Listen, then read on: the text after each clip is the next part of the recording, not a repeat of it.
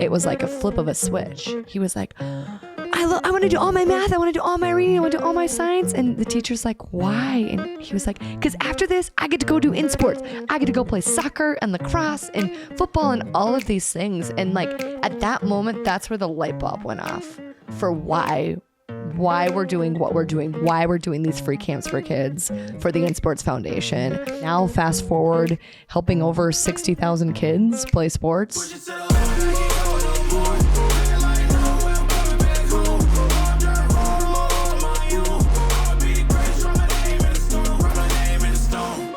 This is the Athletes in Sports podcast. I'm Max. We've got Andrew and Bridget here in the studio today. And really for the next 30, 40 minutes, we just want to take the time to describe like why we started this podcast, what the InSports Foundation is, who are we? And I'm sitting right now next to two of my favorite people in the whole world. And these two really help breathe the life into InSports and what we're all about. And I'm just so grateful that you guys are sitting next to me right now. You're gonna cry? Because I'm a little bit.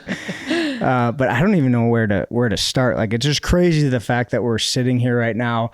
We've been talking about doing a podcast for probably over a year. Yeah, and it's definitely been on the vision board. And I think it's just like, it's one of those things, like I feel like a lot of people talk about it like, oh, let's start a podcast, and then it just kind of goes nowhere. But I feel like we've had some really unbelievable guests, and I've learned a ton from just the messages that we've heard, and they've been college athletes, pro athletes, business people, and it's just so fun to hear their stories and hear how in most cases sports got them to where they are today, but just all the different life lessons that have been pulled from these episodes. It's pretty fun to hear. Yeah. I mean, we used one last night with our son. We did. Yeah. He didn't throw his wrappers away, and Max was going to throw them away. And he's like, you know what? Nope, I'm not going to do that. Braxton, you come back here and you throw those wrappers away. So thank you, Lindsey Baumgren, for that tip. Well, like we all know the importance of sports, but like having the podcast and hearing it from others and just like being with like-minded people just like shows the importance of sports and why we do what we do.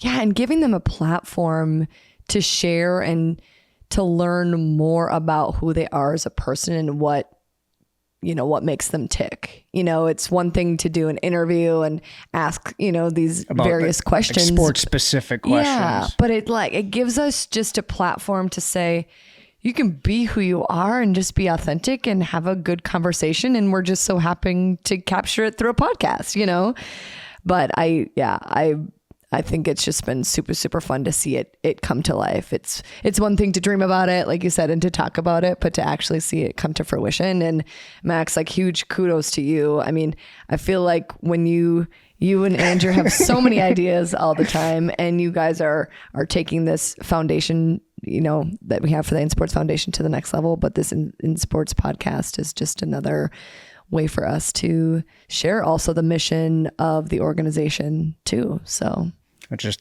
another crazy idea that we actually went through with. Yeah, one of the many. And it kind of that's kind of how the foundation started. Like, I remember I was a high school student, and I mean, I got to play any sport I wanted to growing up.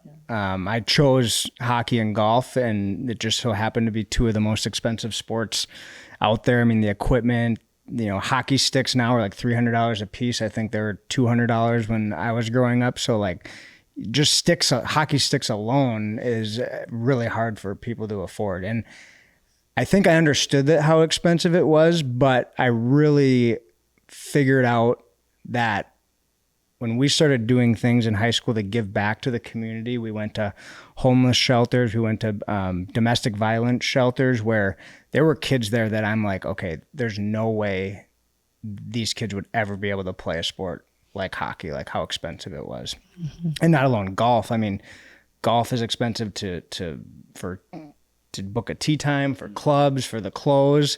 And there's just so many good life lessons, and it's such a good workout, and it shouldn't be like that. Like, it shouldn't be so expensive. But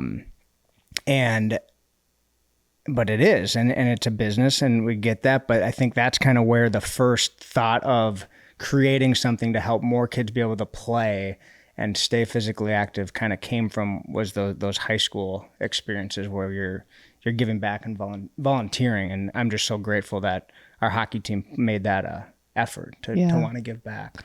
Well, and, you know, I grew up with a family of 10, right? And I have no idea how my parents got us from here to there all Bless the their time, hearts. you know? But I just think it goes to show we got to be in something and we had that opportunity. And growing up in a small town, I could play whatever sport I wanted. And my parents also gave me the freedom and empowered me to do that and pushed me to do that. Like being the youngest of 10 too, my dad was a lot older, but he still, every morning before school, we'd wake up and he'd maybe shoot 100 free throws outside in the stinking cold. It was really cold out, but I think also having that opportunity, we had golf, but that was never in my family. We didn't have a hockey team in Sabika, Minnesota, you know? So also as I got older, I was exposed to even more sports and understanding the expense and even just thinking about golf in general. Like that's the most inaccessible sport there is. You can't just go out on a golf course. Like you should have clubs. And there's so much etiquette that I'm still learning. So like, thank you for giving me the chance to learn golf a little bit more. I think you'll see that as a common theme throughout. But I think it just lends itself to the concept that, you know, we were fortunate. And at the end of the day, if you can find a way to give back, to give more opportunity for kids to have that chance, that can change the trajectory of their life, you know, and they don't have to be the best. Like Lindsey Baumgren was talking about, like if you're average, you're good. And it's hard when you are in this whole competitive, when you have a really competitive mindset, like it's okay. Average is good. And I thought that was so powerful. Yeah. And I just remember too, because like hockey, for instance, was so expensive. My parents didn't just buy me the best stick. Like I had to work for it. Like I remember they're like, okay, I wanted this stick out there, and they helped me set a goal. And they're like, if you want it was like this Mission M1 blue, that blue stick. Yeah. I wanted it so bad. And they're like, it was probably the most expensive stick at the time. And my dad's like, and my mom, they're like, you've got to do, I had this hockey homework, this stick handling drills. He's like, you got to do like 10 of these a week. And we were only required to do 4 from this camp that I was in. Like, you got to do 10 a week for like 6, 7, like 8 months. And if you do that and we see you working on it, then you can earn this stick. So it was like, I'm just so grateful that my parents instilled that hard work and like setting a goal. And then if you achieve that goal, you can, you know, get what stick you want. Well, yeah, like all three of us, we're lucky that we had the parents that saw the importance of sports, allowed us to play all of the sports. And likewise, like I traveled the country playing sports and baseball, hockey and football. And then finally I got to college and met Max, and it was like, we're one of the few people that get to do this. Like you start to broaden your horizons, and it's like not all kids have this opportunity to play sports. We're like one of the lucky few. So how can we provide more opportunities for more kids to do that? And when we met on the hockey team at Concordia, is that where you guys met? Okay, can you elaborate how you guys? Do you remember your first time meeting? I remember the first time I met you. I don't know if I don't remember. So we were doing captain practices, like dry land. You're younger. I was a year younger. So you were, everybody called you Baby Deters, and Baby Deters was like the hardest working guy out there. And we were doing like a captain's practice in the gym at Olson, like in the where there's like 4 courts or whatever. Is that Olson? And I'll be honest, I was not in the best shape in college. I feel like I'm in better shape now than I was in college. But we were doing these dry land workouts. I think it was like a run where you have to like catch the person in front of you, and then you go to the back and you keep running. That's the worst, or bunny, or they call it. Yeah. And you were killing it. And I ran cross country in high school. Yeah. I was like, and I was just, and you're naturally like, oh, can I climb a mountain? Sure, let's go climb a mountain tomorrow, Andrew Deters. But I remember that's where I met you, was at one of those captains' practices. Because I was the only kid that didn't play juniors on the team. So like I had like this mindset that like I had to work harder than everybody else to even like get a sniff at playing time. But yeah, that's funny. And I remember at our dorms, it was you and Paige would always meet in the computer lab. How crazy, like computer labs. Don't you remember that? Like down in the dorms, like freshman, Hallett sophomore Hall. year. Yeah, Hallett. It was Hallett. And you guys were always like, I remember going down there. I never met you guys, but you and Paige were always down there doing homework. I'm like, jeepers creepers. They work super hard. Like they're always doing homework together. So I think it extended itself beyond the ice and the field, Deters. So that's cool. Did you find something beneficial from this Athletes in Sports podcast? Please share this episode with a fellow athlete, coach, or someone who loves sports to help them reach their next level and help kids get in the game. Yeah, I mean, it just kind of goes back to working hard and good things happen. Yeah. I think my parents definitely instilled that in me. Like I was never the best, like early on, and then I mean, just hard work made it. When you were made small, like you were little. Yeah, I was tiny. I didn't hit my growth spurt until junior year of high school. That's why I ran cross country up until junior year. Then the football coach finally saw me in the weight room. I went from like 130 probably to 150, 160 senior year, and he's like, "Well, we got a bunch of graduating seniors. Like, come play football."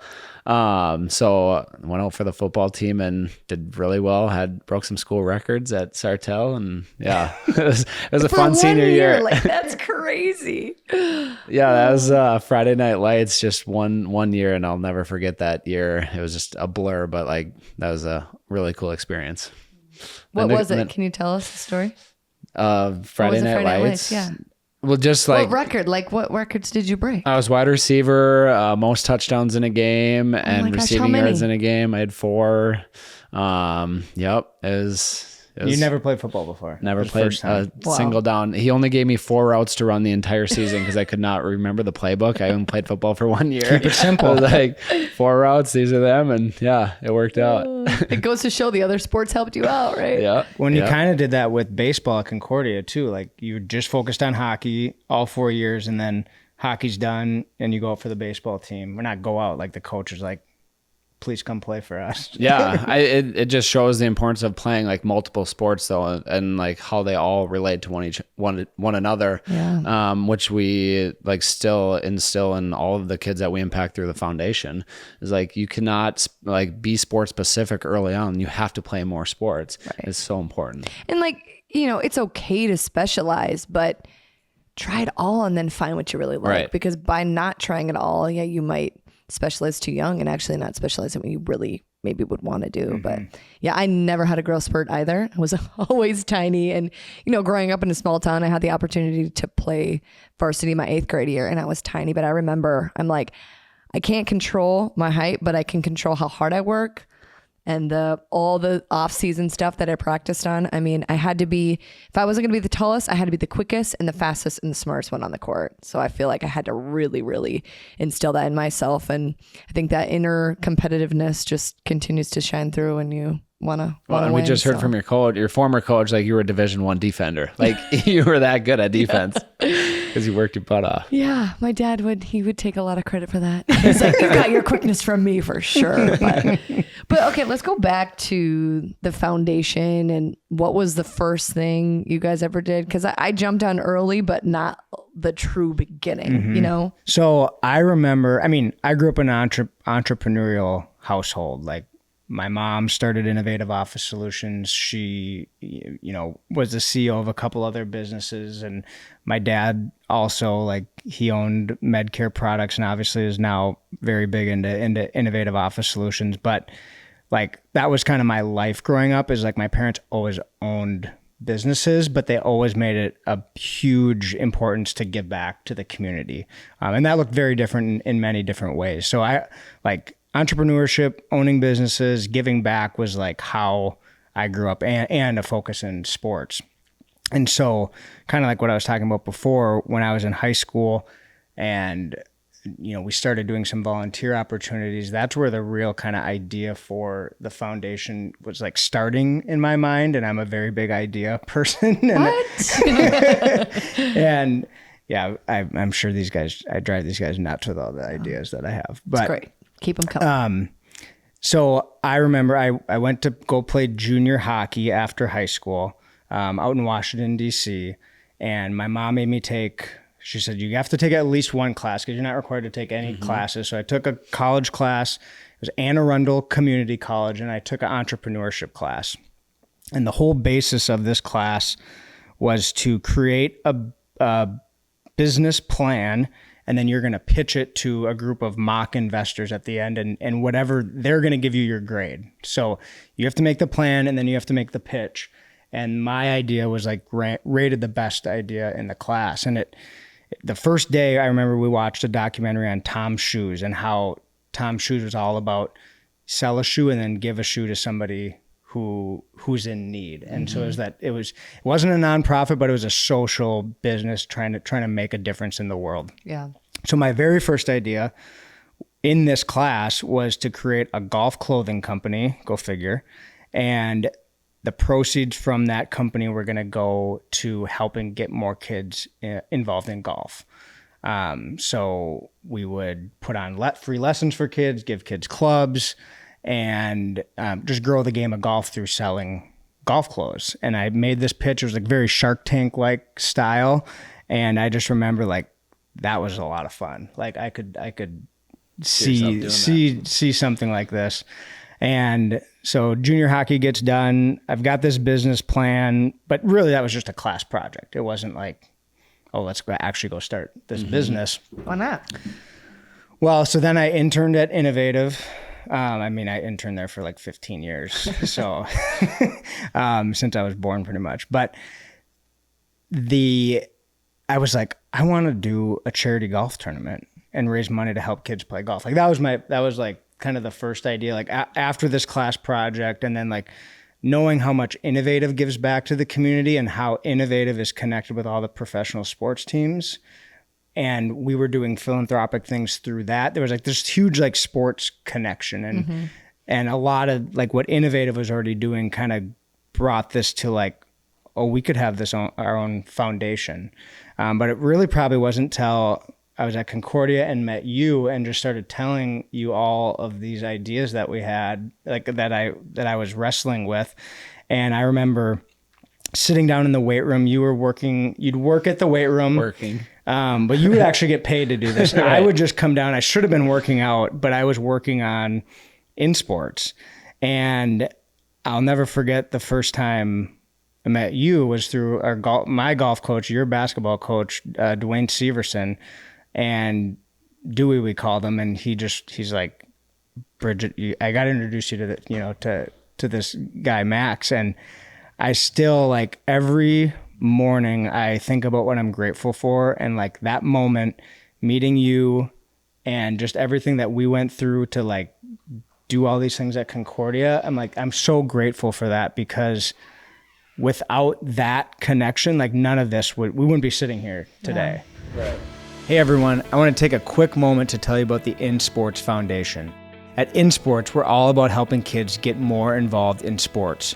We do this through providing free camps, scholarships, and team sponsorships, all to help reduce the cost of sports and getting more kids into the game. Through sports, kids can learn valuable life lessons, stay active, and maintain their mental well-being.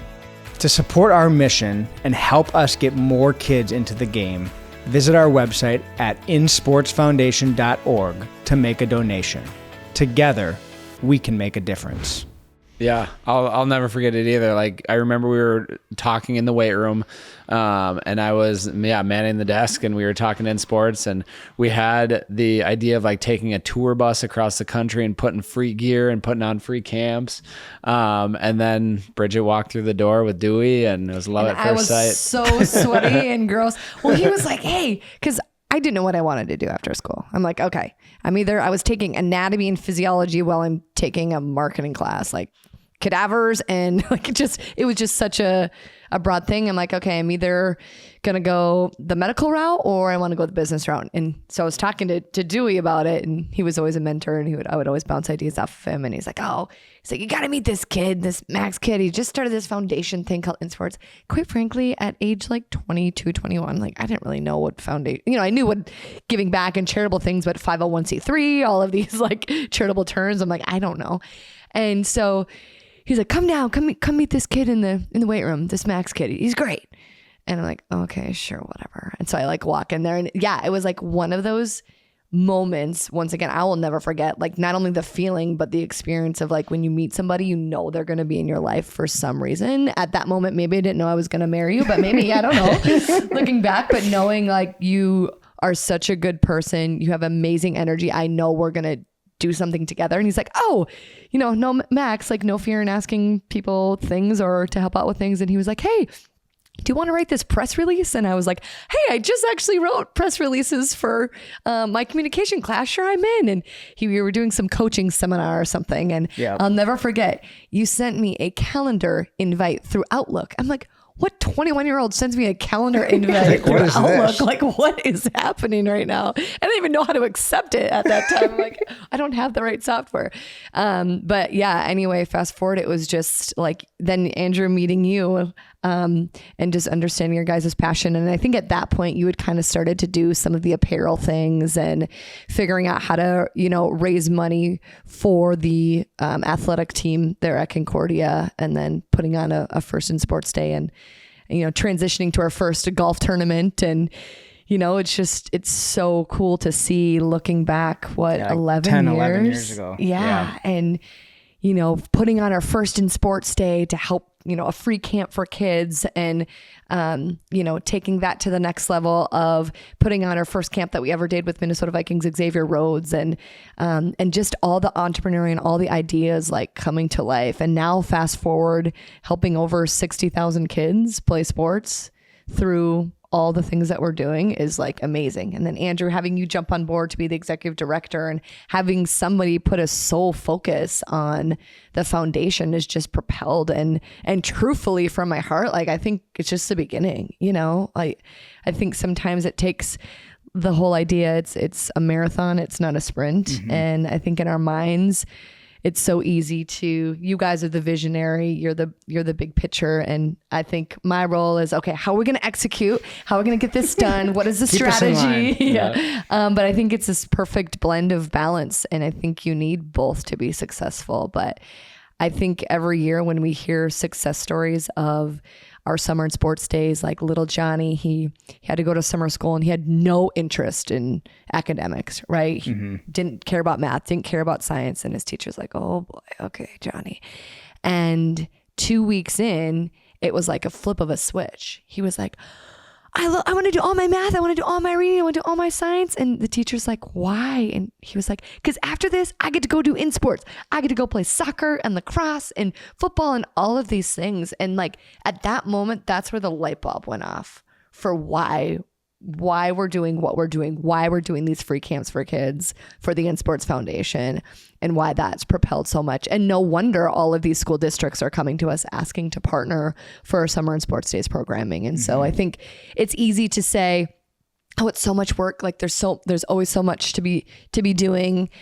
But when you look at the end result and the end goal and the impact that it's making on thousands of kids each year, you guys, like that is amazing. Mm-hmm. Like it's truthfully so amazing. Like it brings me to tears, because it's like, maybe these summer and sports days programming is changing the lives of these kids. Like 90% of them are on free and reduced lunch. If they weren't coming to summer school, who knows what they'd be doing. Yeah.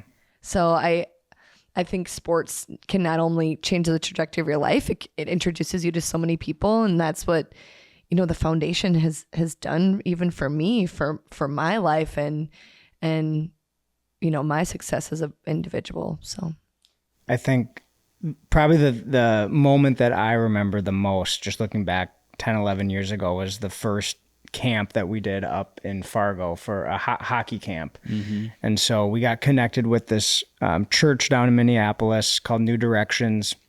And these kids would play outdoor hockey through the church, and they literally played for the love of the game. It was like Mighty Ducks. Like they just loved to play. And I don't think they ever played a game or ever, you know, we're on a real official team. It was just like pure throw together joy of the pond. Yeah. And so we had a game versus Hamlin down at Hamlin's rink, and we invited all these kids to come play.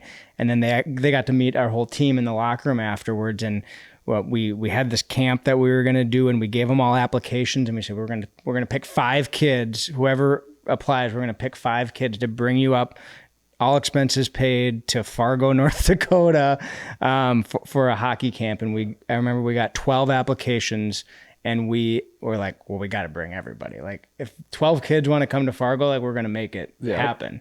And so we're 21, 20 years old, and we got a hotel block of rooms. We paid for it. We got transportation for these kids to come up to Fargo. We got 3 days worth of ice time. We invited kids from the Fargo-Moorhead area to come participate in the camp as well. And everything was free for these kids. And when the kids from Minneapolis come and step on the ice, I kid you not, like, kids had football helmets on. They're all using wood sticks from like the 1980s. It was Mighty Ducks. It was like, and then these Fargo-Moorhead kids had like the latest and greatest equipment. And, but I just, like, when we walked into Noodles and Company with these kids, and they were like, what do we do? Yeah. They've never been to a restaurant before. And their favorite part of the trip when we asked them was being able to swim in an indoor pool, because they've never stayed at a hotel that had a pool. So it was like, all the things that the other Fargo kids and us as kids like just took for granted, like that was just normal. But then you see the kids from any inner city Minneapolis, it's like, whoa, okay, we're like one of the few lucky ones. Yeah. Like when I grew up, we got to go to Chicago, Boston. Yeah. Like I got to travel the country and Canada for hockey, and bringing these kids to Fargo was like probably the highlight of their life. And this experience alone is changing these kids' lives. Yeah. That was definitely like the starting point of the foundation, 2014. It was like, okay, it made us feel like so good just giving back. Like, we got to do more of this. Yeah. Well, and then it was like we're in this kind of limbo mode of, we know what we're trying to accomplish. We know we want to help kids play sports, but like how are we going to execute that? And so now seeing it as these 3 programs, very kind of structured programs that we have for the InSports days that we do, and then the individual scholarships and the strategic team sponsorships, like that's really cool to kind of see them actually evolve and develop. Right. When now, like looking back 10 years ago, it was like, let's try this, let's do that. Yeah. Let's do, we had no idea what we were doing. but we had a mission. Yeah. Yeah. But I think that all comes down to, it's okay to try things, and it's okay if they don't work out.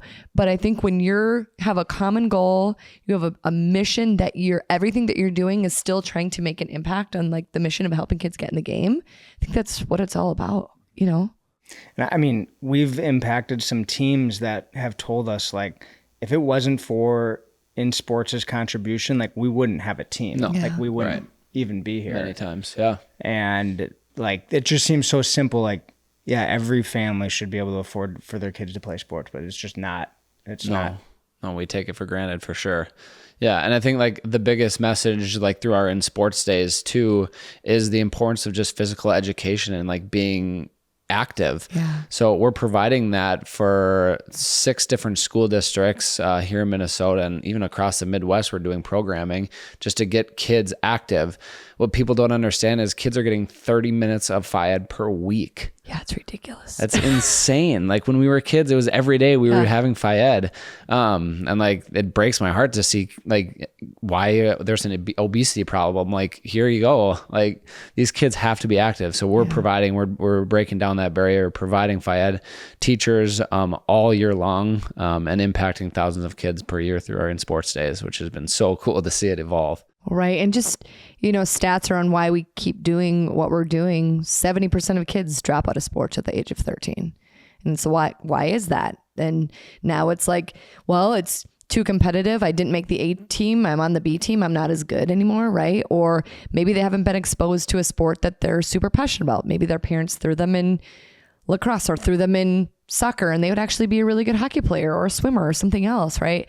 And then lastly, obviously the financial barrier. So it's also been fun to see us really combating the why and staying true to kind of those whys behind it, which is super powerful. And now launching our Be the Best You program, which I think is also just the beginning. I think we're going to continue to evolve that, but having that all, we can captivate. We have 200 kids at our summer and sports days. And so how do we continue to enhance it or make that better? Not only just the physical aspect, but what's that mental component? So having our Be the Best You curriculum, talking about goal setting, talking about self-regulation and self-confidence in these kids. And it's a 15-minute, conversation, but if you can get one nugget out of it at the end, I think that's enough, that's truthfully enough. Definitely. Well, I just want to thank you both for everything that you guys have done for InSports and the foundation and starting this podcast. And I know we've got plenty more conversations that are coming up with our guests and just between us. And I'm just trying to make a huge impact on kids and adults and just anybody who wants to listen to us. Yeah. Being the best version of yourself. Love it. Awesome. Thanks, guys. Thank you, guys. Thanks.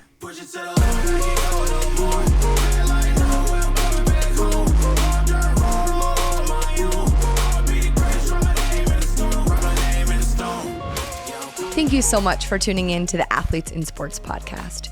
If you enjoyed this episode and want to hear more from inspiring athletes, we encourage you to subscribe to our podcast and follow us on all of our social media channels.